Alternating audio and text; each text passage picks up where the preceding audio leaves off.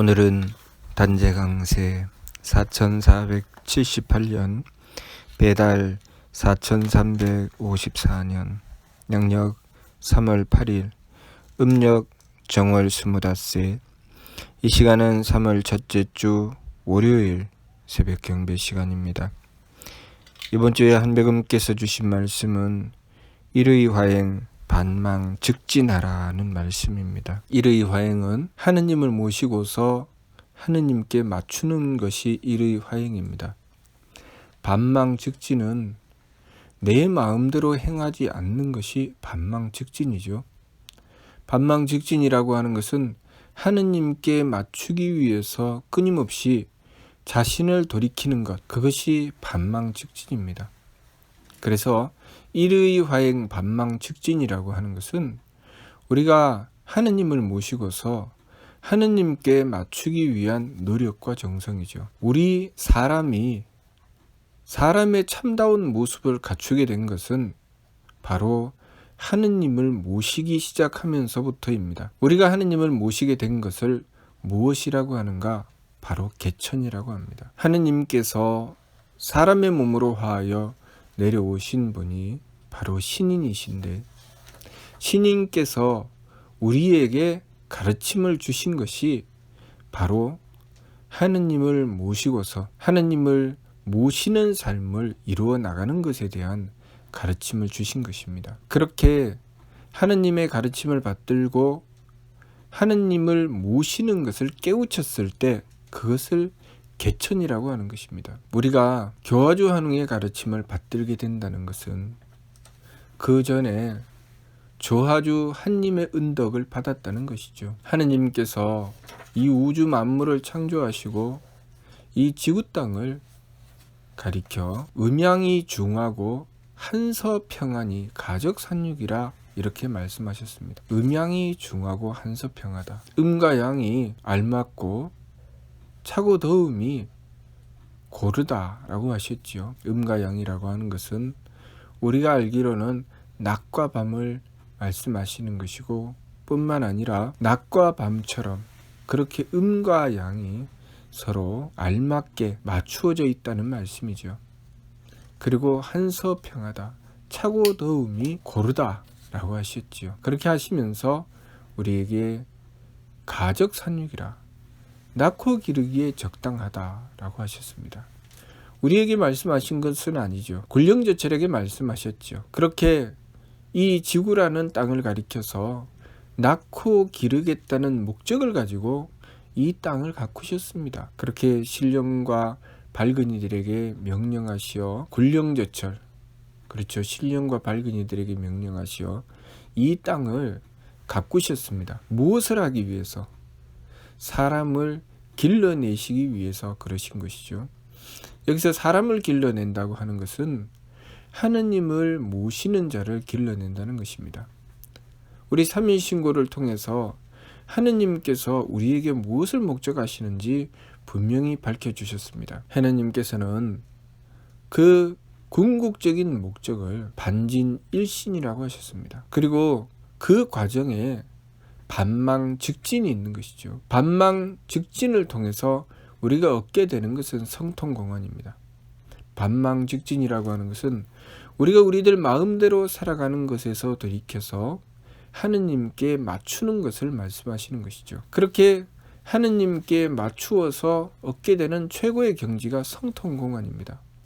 성품을 통하고 공적을 완성하는 것이죠. 그렇게 성품을 통하고 공적을 완성하여서 얻게 되는 것이 바로 반진일신입니다. 반진일신이라고 하는 것은 성명정의 삼진을 돌이켜서 하느님과 하나가 된다는 것이죠. 성명정의 삼진이라고 하는 것은 인물동수삼진이라, 하느님께서 우리를 창조하시면서 주신 것이 바로 성명정의 삼진입니다. 성명정의 삼진이 무엇인가? 하느님께서 우리를 창조하실 때 아무 뜻과 목적이 없이 그냥 창조하신 것이 아니라 분명한 뜻을 가지고 창조하셨다는 것이지요. 그래서 하느님께서 우리에게 하느님의 덕을 베풀어 주셔서 우리의 성품이 생기게 된 것입니다. 다시 말해서 우리의 성품은 하느님의 덕의 표현이죠. 하느님의 덕을 받들었기 때문에 우리의 성품이 생겨서 우리가 사랑할 수 있게 된 것입니다. 또 하느님의 지혜로서 우리에게 뜻을 두셨기 때문에 우리가 하느님의 뜻을 받들어서 우리의 목숨이 생겨난 것입니다. 다시 말해서 우리가 목숨을 가지게 된 것은, 우리가 살게 된 것은 하느님께서 분명한 뜻을 가지고 우리의 생명을 허락하신 것이라는 말씀이죠. 그래서 우리가 아무렇게나 살면 안 되고 하느님께서 주신 뜻을 받들어 살아야 된다는 것입니다. 그리고 하느님께서 하느님의 힘으로 우리에게 정기를 베풀어 주셨습니다. 하느님의 힘이라고 하는 것은 우리에게 베풀어 주실 때 우리에게는 정성으로 다가옵니다. 그래서 우리의 정기가 되는 것이죠. 그래서 이 자연 만물을 보면 지극히 정성스럽습니다. 그것이 바로 정기죠. 그 정기를 비롯하여 우리의 몸이 생겨난 것입니다. 하느님께서 우리에게 베풀어 주신 덕이 있었기 때문에 그 덕을 받아서 성품이 되고 그 성품에서부터 마음이 생겨난 것입니다. 다시 말해서 하느님이 덕이 없었다면 우리의 마음도 없다는 것이죠. 또 하느님의 지혜를 가지고 우리에게 뜻을 두셔서 우리의 생명을 주셨으니 우리의 기운은 하느님의 지혜를 통하여 얻게 된 것입니다. 하느님의 지혜가 없었다면, 하느님께서 우리에게 지혜를 베풀어 주시지 않았다면 우리는 우리의 기운을 가질 수가 없는 것이죠. 그리고 하느님의 힘으로 우리의 정기를 베풀어 주셔서 그 정기를 통해서 우리의 몸이 생겨난 것이니 하느님의 힘이 없었다면 우리의 몸도 없다는 것입니다. 그런데 우리가 그렇게 하느님께서 주신 덕과 지혜와 힘을 받아서 우리의 삶이 이루어졌는데 우리의 마음도 생기고 우리의 기운도 생기고 우리의 몸도 생겼는데 이 마음과 기운과 몸을 어떻게 쓸 것인가 라는 것이죠. 어떻게 써야 될까요? 하느님께 구하고 하느님께 맞추어야 하겠죠. 하느님께 구하고 하느님께 맞추면 나라는 존재가 그 참다운 가치를 가지게 된다는 것입니다. 내가 참다운 가치를 가지게 되면, 다시 말해서 이 우주 만물이 나를 결코 무시할 수 없게 된다는 것입니다. 내가 하느님을 모셨을 때 하느님을 모신 나로서의 그 참 가치를 발휘하게 되는 것이죠. 그러나 우리가 하느님을 모시지 않으면 나의 참 가치를 잃어버린다는 것입니다. 우리가 하느님을 모셨을 때와 하느님을 모시지 않았을 때의 삶이 그렇게 하늘과 땅처럼 다른 것이죠. 그래서 삼국유사를 보면 일호일웅, 그 내면이 짐승 같았던 사람이, 다시 말해서 하느님을 미처 모시지 못한 사람이죠. 하느님을 미처 모시지 못한 사람이 한웅님께 찾아가서 저희도 사람이 되게 해 주십시오 라고 부탁을 드렸습니다. 사람이 된다고 하는 것은 하느님을 모시는 자가 된다는 것입니다. 하느님을 모시고 하느님께 맞추는 삶을 살아가는 존재가 바로 사람입니다. 그래서 사람을 가리켜서 만물의 영장이라고 하는 것입니다. 왜 만물의 영장이겠습니까? 사람이 하느님을 모시고 하느님의 뜻에 따라서 살아가기 때문에 이 만물을 능히 영적으로 거느릴 수 있다는 것이죠. 그러나 우리가 만일 하느님을 모시지 않는다면 무슨 명분으로 이 만물을 거느리겠습니까? 이 만물이나 우리나 다를 것이 아무것도 없는데 하느님께서 분명히 인물 동수삼진이라 사람과 만물에게 똑같이 세 가지 참됨을 주셨다고 하셨습니다. 똑같이 받았는데 무엇이 다르다는 것입니까? 사람이나 만물이나 기어다니는 개미나 날아다니는 파리나 길바닥에 밟히는 풀이나 우리가 쉽게 그 목을 꺾어서 따는 꽃이나 우리의 목숨이나 다를 것이 아무것도 없습니다. 만일 누군가가 와서 내 팔을 꺾어서 가져가면서 아이고 이거 참 쓸모 있겠다라고 한다면 우리가 그것을 받아들일 수 있을까요? 우리는 산에 가서 나무를 자르고 아무렇지도 않게 풀의 목을 꺾고 그렇게 하지요. 그러면서도 우리는 우리 목숨을 두려워하지 않습니다. 우리가 하느님의 뜻을 받들고 하느님의 뜻을 받드는 존재로서 만물의 영장이 된다는 것은 그렇게 함부로 살아가는 존재가 아니라는 것이죠. 우리가 그렇게 만물을 향해서 함부로 대했을 때 우리는 그것에 대한 대가를 반드시 치르게 되어 있습니다.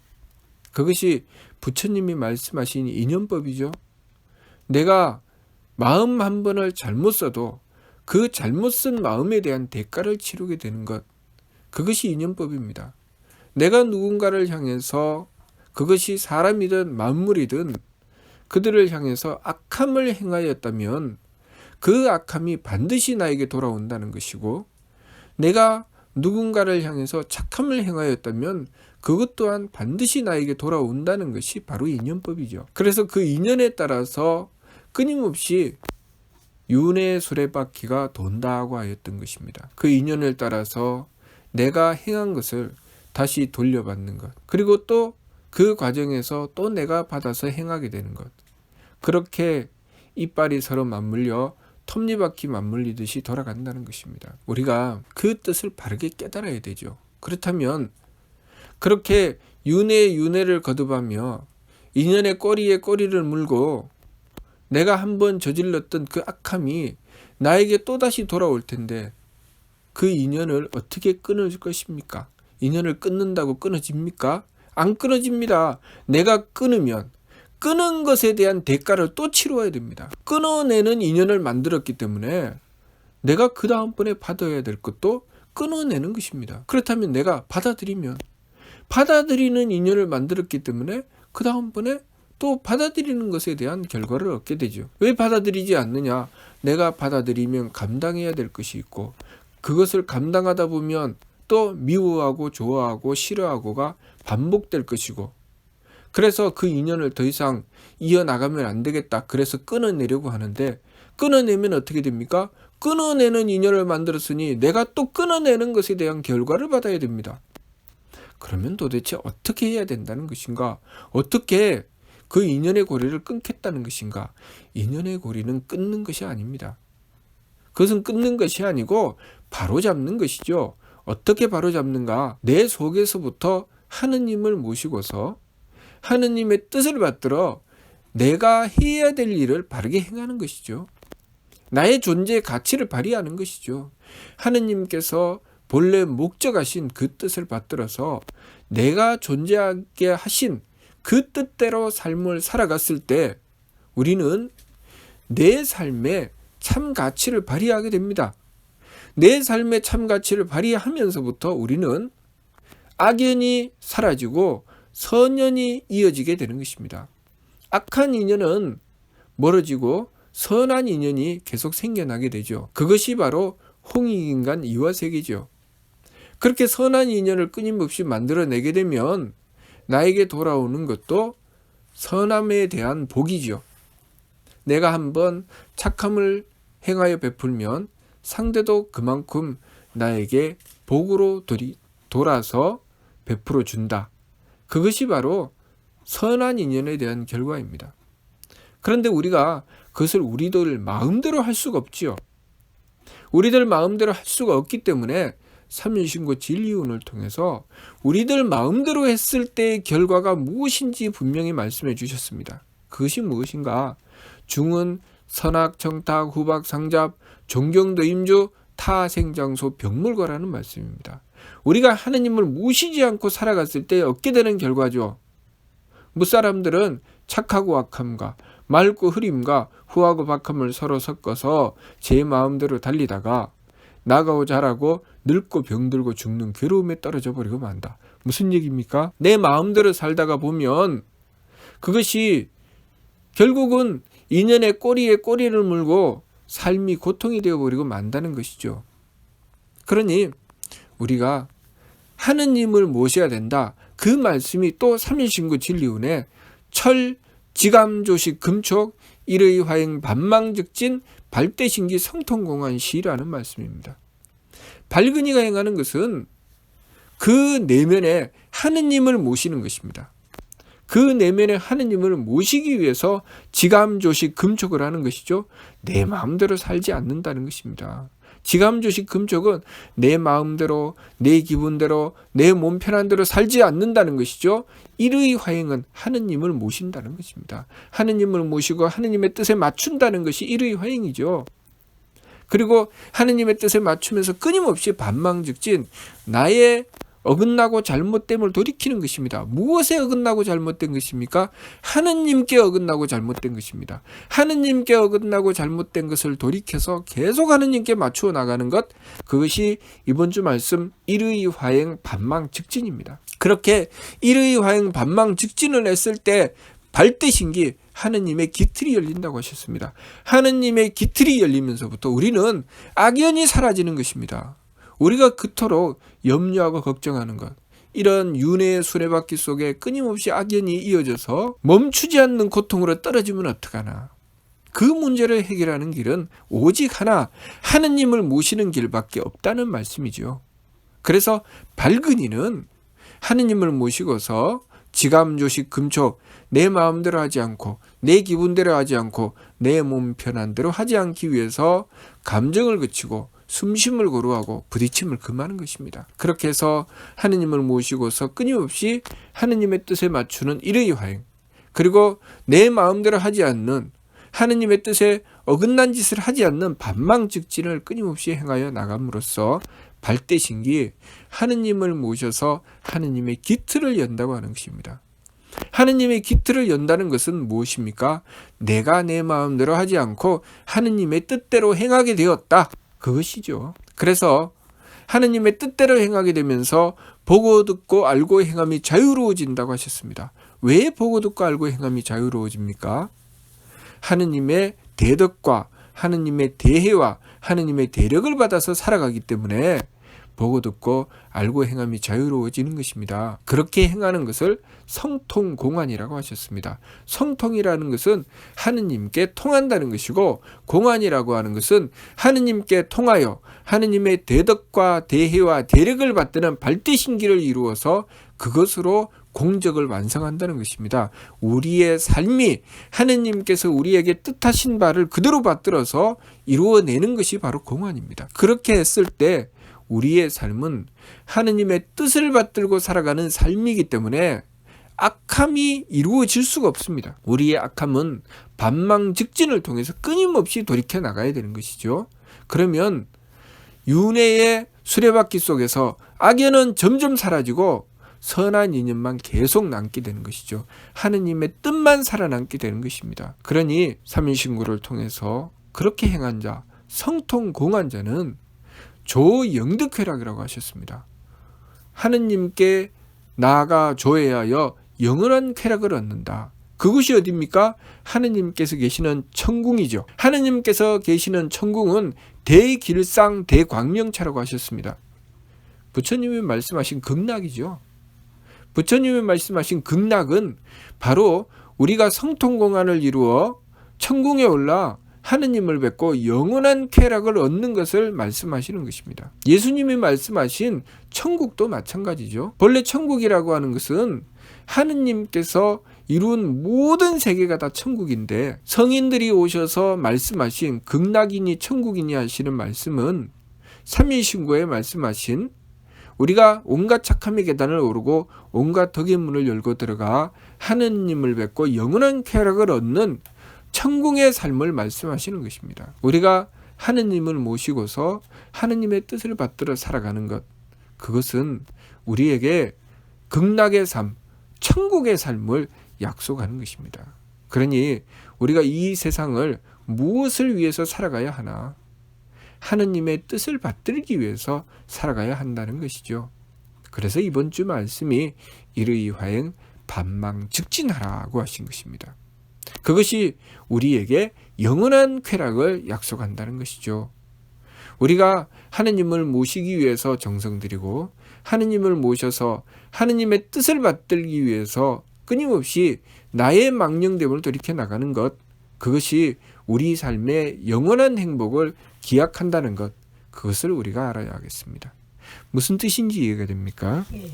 마치도록 하겠습니다.